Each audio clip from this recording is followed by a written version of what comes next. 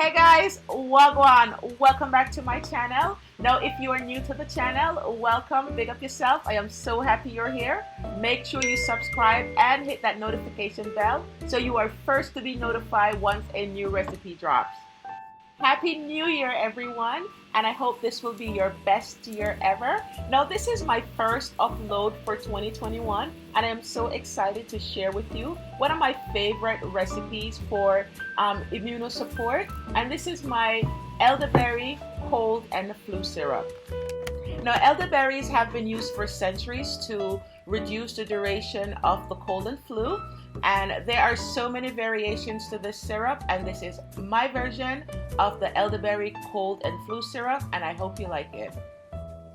So the first thing we're going to do is sort out our water. The water is going to be our base, and for this recipe we're going to use filtered water, purified water, or distilled water.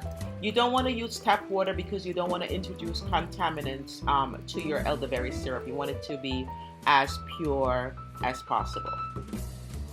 This recipe calls for 9 cups of water. So you're going to measure out 8 cups of water right now, and then you're going to set that additional cup of water aside for later.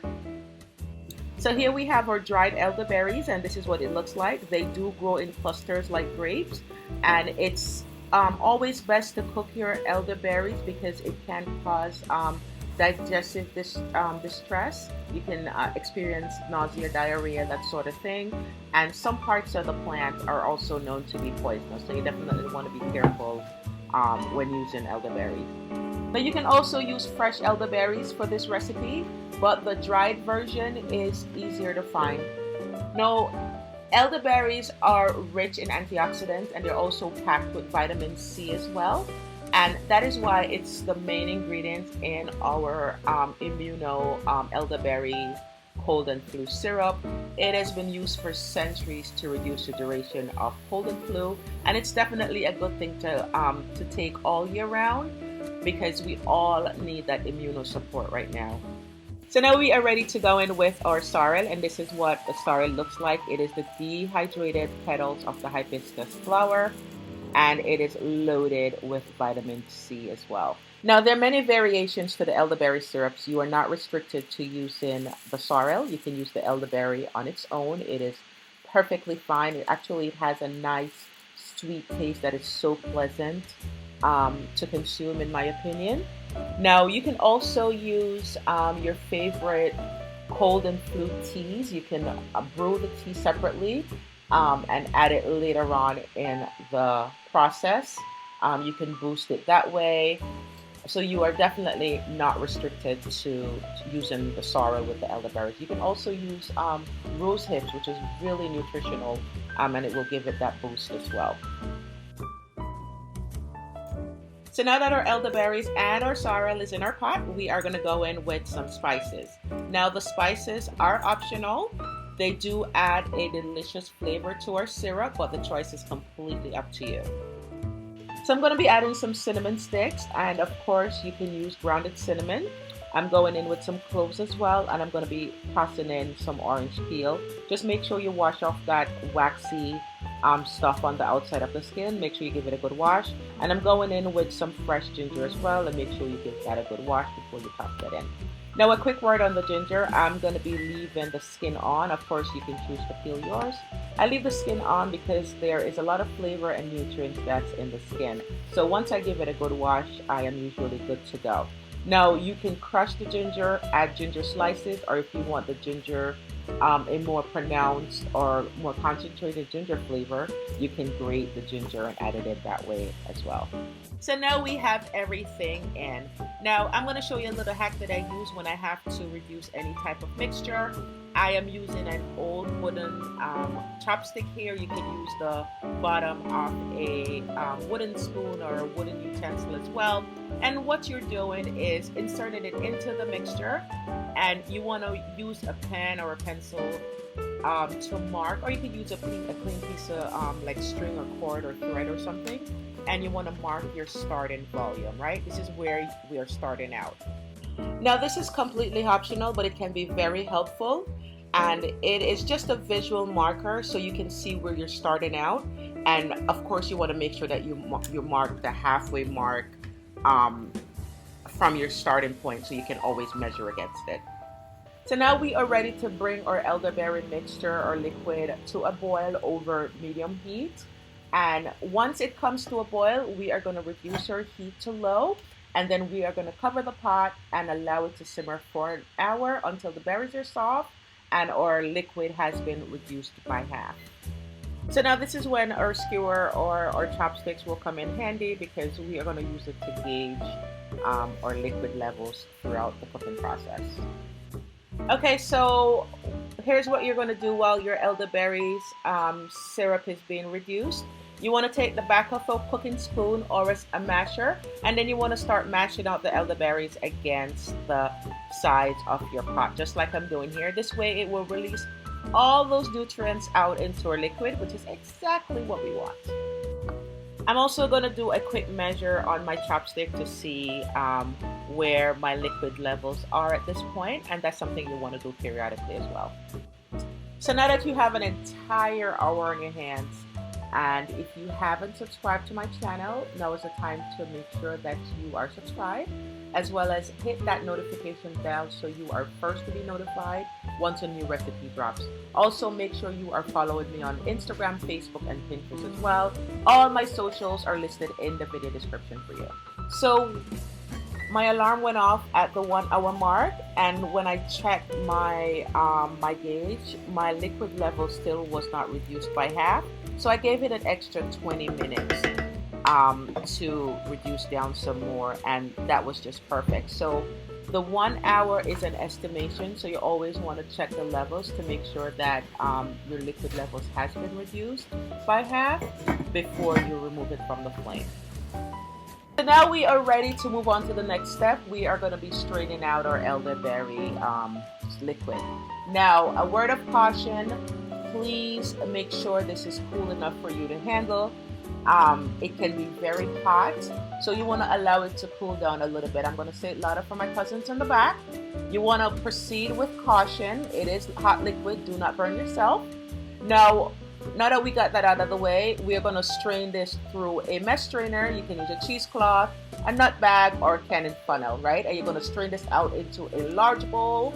And you want to make sure that you mash out and squeeze out all that good up elderberry juice. You want to get all of it. So now that we've extracted all the juice from our elderberry mixture, we are left with all the solid bits. Now, please, please, please do not throw this out. If you're a tea drinker like I am, you could freeze it in some ice cubes. Just add a little bit of water to top it off. And once it's frozen, remove it from the tray, and you can store them in a Ziploc bag in the freezer. When you are ready to make your tea, drop one of those cubes in your teacup, add your hot water, and allow it to steep, and of course sweeten with your favorite sweetener. Now, tea is not your thing. You can also just sprinkle this around in your garden, give it back to the earth, but whatever you do, do not throw it away. Please not fling it away.